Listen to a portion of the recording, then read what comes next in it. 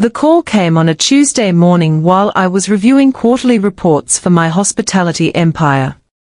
Vivian Reyes, my sister Clara's wedding planner, had that tone in her voice, the one that said she was about to ruin someone's day. "Listen, honey," Vivian began, her voice dripping with condescension. "I know this is last minute, but the Grandview estate is demanding an additional $50,000 for Saturday's wedding, something about premium lighting packages, and enhanced security." I set down my coffee and walked to the floor-to-ceiling windows of my downtown penthouse. 23 floors below, the city bustled with morning traffic, completely unaware that the woman they might dismiss as Clara's quiet little sister controlled a $2.8 billion hospitality empire spanning 3 states. "50,000 seems steep," I said calmly. "Have you spoken directly with the owner?" Vivian's laugh was sharp and dismissive. "Honey, you can't afford this place. The Grandview estate costs more per hour than most people make in a month. Maybe suggest to your sister that she scale back her expectations. There are plenty of nice community centers that would work just fine for your family's budget." I felt that familiar calm settle over me, the same feeling I got during hostile takeover negotiations. "Actually, Vivian, why don't you tell the owner to call me directly? I'd like to discuss this personally." "Sweetie," she said, her voice now openly mocking, "the owner of Grandview Estate doesn't take calls from random family members. This isn't some backyard barbecue venue. We are talking about the most exclusive wedding destination in the state. Now, can you cover the $50,000 or not?" "I'll handle it," I said simply and hung up. 20 minutes later, my phone rang. The caller ID showed Grandview Estate Management, which was actually the direct line to my property management company. "Miss Bennett," came the familiar voice of Ethan Cole, my head of operations. "I just got the strangest call from a wedding planner named Vivian Reyes. She's claiming we are demanding an additional $50,000 for the Bennett-Clara wedding this Saturday." I told her there must be some mistake, but she insisted and became quite rude when I asked to speak with the family directly. I leaned back in my leather chair, a smile playing at my lips. "What exactly did she say?" "She told me, and I quote, 'The family can't afford your ridiculous upcharges, but they are desperate enough to try.' She also mentioned something about the bride being completely out of her depth, trying to negotiate with people like us." The irony wasn't lost on me. 3 years ago, when I'd quietly purchased the Grandview estate along with 15 other luxury venues across the region, I'd kept the acquisition under my holding company's name. Even my own family had no idea that their struggling daughter and sister, the one who drove a 10-year-old Honda and lived in a modest apartment, owned the very venue where Clara was planning her dream wedding. "Marcus," I said, "please call Vivian Reyes back. Tell her that due to the confusion, we are implementing our premium conflict resolution protocol." "Which protocol would that be, Miss Bennett?" Ethan asked. "The one where we require all additional charges to be approved directly by the ownership group. Schedule a meeting for this afternoon at 2 p.m., and make sure to mention that the owner will be attending personally." After hanging up, I dialed my sister. Clara answered on the second ring, her voice tight with stress. "Lila, thank God. Vivian just called me freaking out about some additional costs. She says we need $50,000 more, or they'll cancel the wedding. I don't know what to do. Mom and Dad already think we are overspending, and Liam's parents have been making comments about us being financially irresponsible." My heart ached hearing the worry in her voice. Clara had been planning this wedding for 18 months, working double shifts at the marketing firm to save every penny. Meanwhile, our parents had made it clear they thought the Grandview estate was above our station, and that she should have chosen something more practical. "Don't worry," I told her. "I'm handling it. Lila, you don't understand. This isn't like when we were kids and you'd give me your allowance money. $50,000 is real money. Vivian says the owner is some kind of billionaire who doesn't care about small clients like us. If only she knew. Trust me, Clara, I said. Your wedding is going to be perfect. At 1:45 p.m., I arrived at the Grandview estate in my Honda, parking next to Vivian's gleaming BMW, and what I assumed was Clara's car. The estate was one of my favorite properties. A restored 1920s mansion set on 40 acres of manicured gardens, with crystal chandeliers, marble floors, and enough old-world elegance to make any bride feel like royalty. I found Vivian in the main ballroom, gesturing wildly while talking on her phone. She wore a designer suit that probably cost more than most people's monthly rent, and her perfectly manicured nails clicked against her tablet as she spoke. No, I don't care what the owner says, she was saying.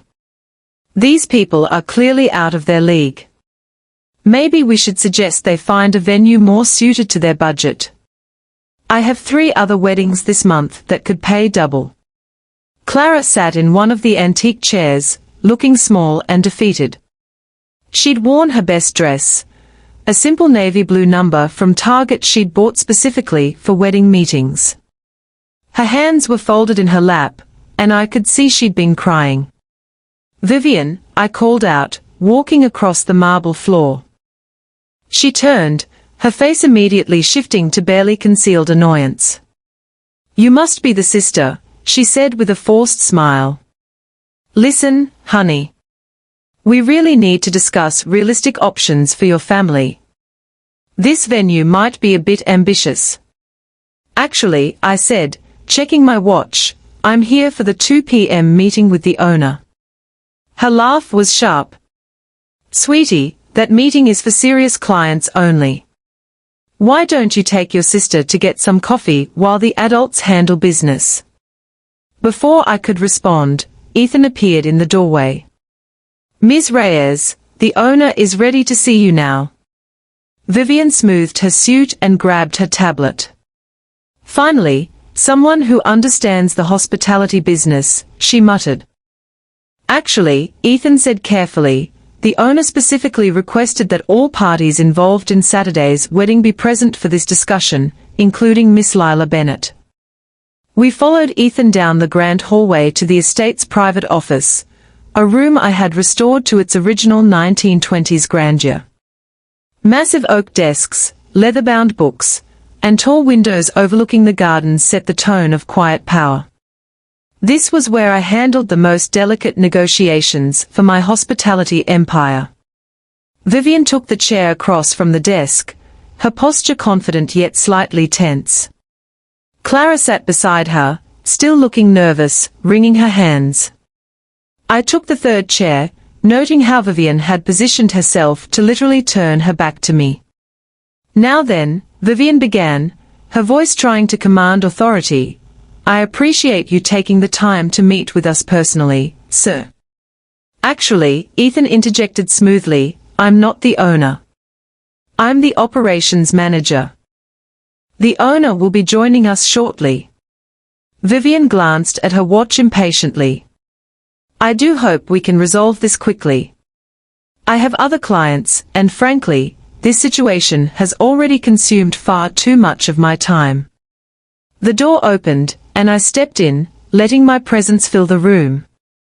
Sorry to keep everyone waiting, I said, taking my seat behind the massive oak desk. I had reviewed the contract one last time. Vivian stared at me, her mouth opening and closing like a fish out of water. Clara's eyes widened, her hand flying to cover her mouth. I don't understand, Vivian stammered.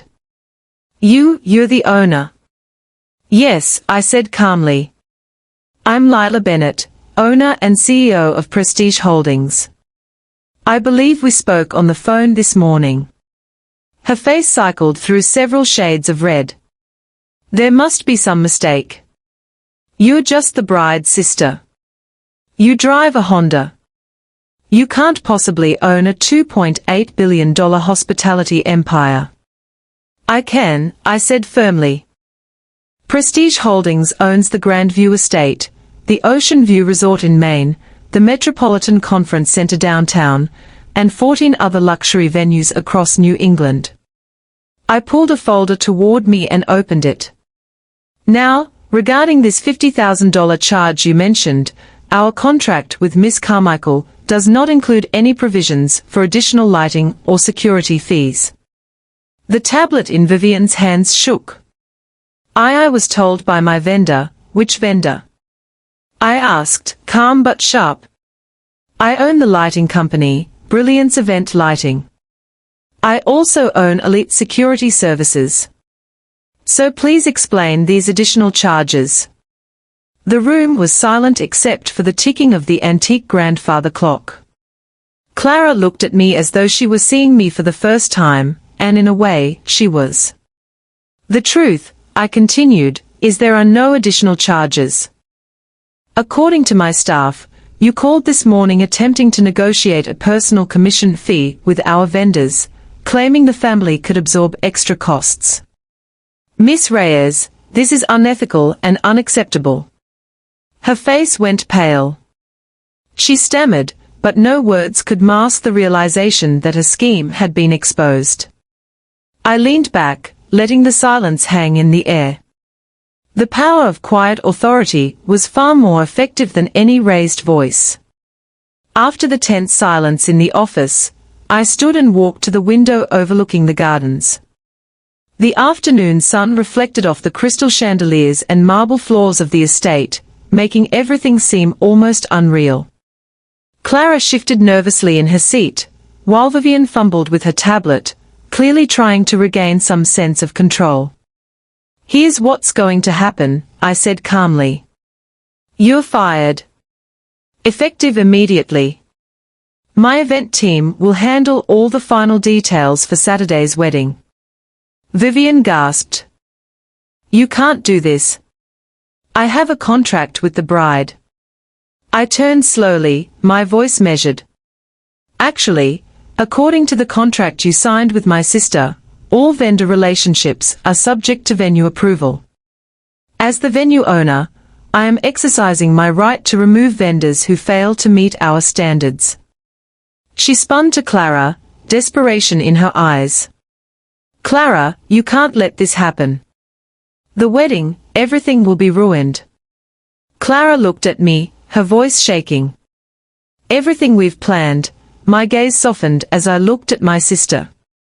Vivian, for 3 months you've treated this family like they were beneath you. You criticized every choice, questioned every decision, and attempted to profit off of them. Vivian's confident posture faltered. I was trying to maintain standards, she muttered weakly. No, I said firmly. You were trying to make yourself feel superior. You suggested inflating bills, undermining our vendors, and judging our family based on appearances.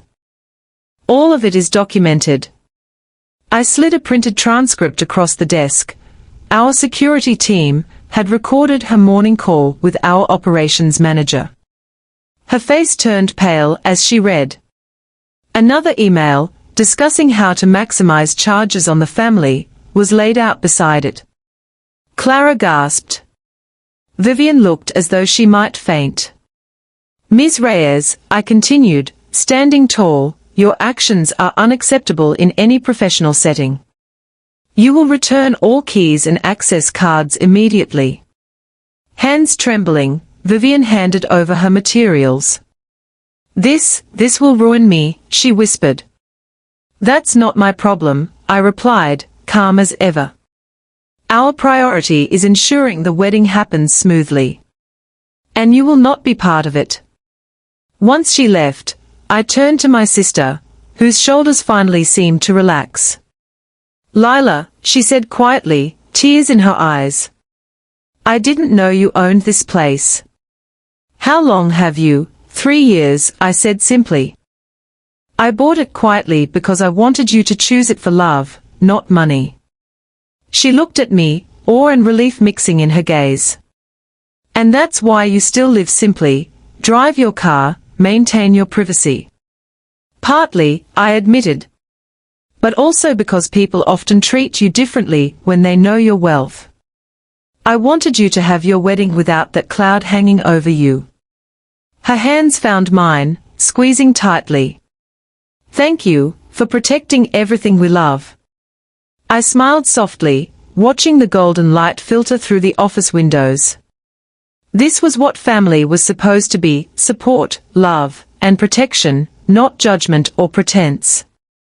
After the confrontation with Vivian, the office felt almost serene. My sister, Lila, and I remained seated, the sunlight spilling across the polished oak floors, catching the dust motes that danced lazily in the air. For the first time all afternoon, I saw her shoulders relax, her eyes brightening as if a weight had finally been lifted. Emma, Lila said softly, using the name I went by outside of business, I still can't believe you've owned this estate all along, and never said a word. I leaned back in my chair, folding my hands on the desk. I wanted you to love it for what it is, not because of the money behind it. Weddings should be about joy, not finances or status. Her gaze drifted over the manicured gardens outside. And the money I thought Mom and Dad were lending me for expenses, that was from you too, wasn't it? Yes, I admitted simply. I've been supporting it quietly. That's what family is for, helping without making it a spectacle. She shook her head, a mixture of disbelief and relief on her face. You've done all of this, and never made me feel like I owed you anything. I smiled faintly. Because you don't. The only thing that matters is that you have the wedding you deserve. Not stress, not extra charges, not someone taking advantage of you. We spent the next hour going over the final wedding details. Marcus and Carmen, our event coordinators, ensured every vendor was aligned with the schedule, every floral arrangement perfect, every lighting fixture in place. Lila's nervousness gradually melted into excitement, her posture becoming confident, her laughter returning in little bursts that filled the office with warmth. You know, she said after checking a seating chart, Vivian really thought she could manipulate us. And all it took was you showing up. Not just showing up, I replied, but knowing the business from the inside. People like Vivian underestimate quiet confidence, and they always regret it. She glanced at me, curiosity and admiration mixing in her eyes. And all this time, driving your Honda, living in your modest apartment, all while owning a $2.8 billion empire. Exactly, I said. It's not about appearances. It's about having control, being discreet, and helping the people you love without them feeling indebted. By the time we left the office, Lila's excitement was palpable. She hugged me tightly before stepping into the estate's garden for a final walk-through. Emma, she whispered, I can't thank you enough. Today, and this whole week, you've made everything perfect. I patted her hand, smiling. You don't need to thank me. Just enjoy your day, and remember, your happiness is worth everything. As we walked out into the sunlight together, I felt a rare sense of contentment. The wedding was saved, the manipulative planner removed, and my sister could finally enjoy her moment, free from stress, free from deceit, and surrounded by love. Saturday morning arrived with flawless spring weather. The sky was a perfect pale blue, and the gardens of the Grandview estate glistened, as if every blade of grass had been polished. I parked my modest Honda near the main entrance, intentionally blending in while keeping a close eye on every detail. Lila's excitement was palpable.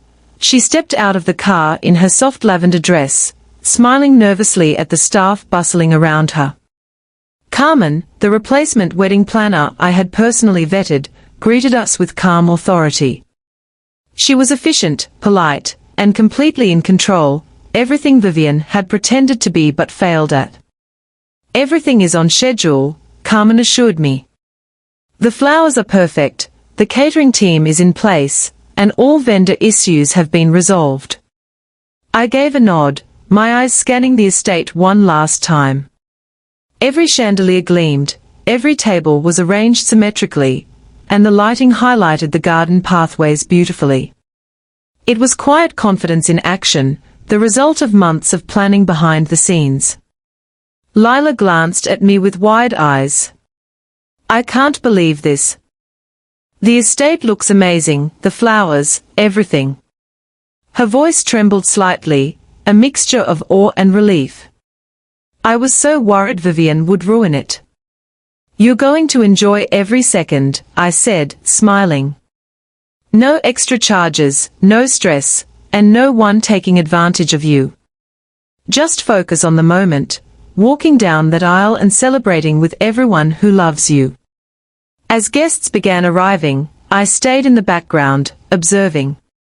Lila's parents relaxed visibly, their earlier concerns about expenses forgotten, as they saw the elegance of the estate.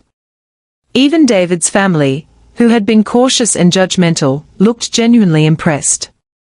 The ceremony began flawlessly, every step carefully timed by Carmen and Marcus. Lila walked down the aisle, radiant and confident, and David's eyes lit up as he saw her. The moment was pure, untouched by tension or unnecessary drama. Throughout the ceremony, I felt a quiet satisfaction. Every small victory against Vivian's manipulation, every careful arrangement I'd overseen, had led to this, a perfect day for my sister.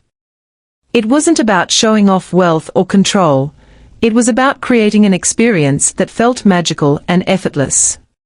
After the ceremony, I watched Lila laugh freely, dancing with her friends, unburdened by worry. I stayed on the terrace for a moment, sipping water and appreciating the scene, my family celebrating, happiness radiating from every corner, and a quiet acknowledgement that I had kept my promise. This was what success meant to me, not accolades, not recognition, but using what I had to protect and uplift the people I loved. The day was perfect, and for the first time in months, I felt a profound sense of peace. The evening settled over the estate like a soft blanket, turning the gardens golden, as the sun dipped toward the horizon. I stayed in the background, watching Lila surrounded by friends and family, her laughter filling the air. Carmen and Marcus coordinated seamlessly, ensuring every guest was comfortable, and every detail flawless. The stress from Vivian's attempts to manipulate and overcharge had vanished, replaced with a celebration that felt effortless and genuine. Lila approached me quietly during a lull in the festivities, holding a small, wrapped box. I wanted you to have this, she said, her eyes glistening. Inside was a silver frame holding a candid photo of the two of us laughing in the garden earlier that day. Not because of the estate or the flowers, but because of you. You made me feel supported and loved when I needed it most. I smiled, my heart swelling. It was my pleasure. Today is about you and David, nothing else. She hugged me tightly, and I could feel her gratitude and relief in every embrace. I can't believe you handled everything, the money, the vendors, even Vivian, she whispered. Some things are worth keeping behind the scenes, I replied lightly, though my mind reflected on the years I had spent quietly building an empire while living modestly. Owning the Grandview estate and multiple other venues had taught me that true influence was often invisible, wielded subtly and strategically. Today was a perfect example. As the night wore on, I noticed my parents mingling with guests, relaxed and smiling for the first time in months. Lila's concerns about them noticing the cost were gone, they saw only the joy surrounding their daughter. David's family approached me briefly, offering congratulations and compliments, unaware that I had orchestrated nearly every element of the day. I nodded politely, keeping my anonymity intact. Later, as the last guests departed and Carmen and Marcus finalized the cleanup, Lila found me in the estate's kitchen, a quiet retreat from the ongoing celebration. We shared a drink, reflecting on the day. "The wedding was perfect," she said softly. "And I understand now, you weren't just handling things because you could, you did it because you love us." "That's always been my goal," I said. "Success isn't about impressing others. It's about empowering the people you care about." Lila hugged me once more, a mix of laughter and tears, before heading off to join her new husband. Driving home in my reliable Honda later that night, I thought about Vivian's assumptions, my family's misconceptions, and the quiet power I wielded. My empire remained largely invisible, my lifestyle modest, yet the influence I had to protect and uplift those I loved had never been stronger. Some victories were private. Some successes were silent. And some love was best expressed through action rather than words. Tonight had been all three.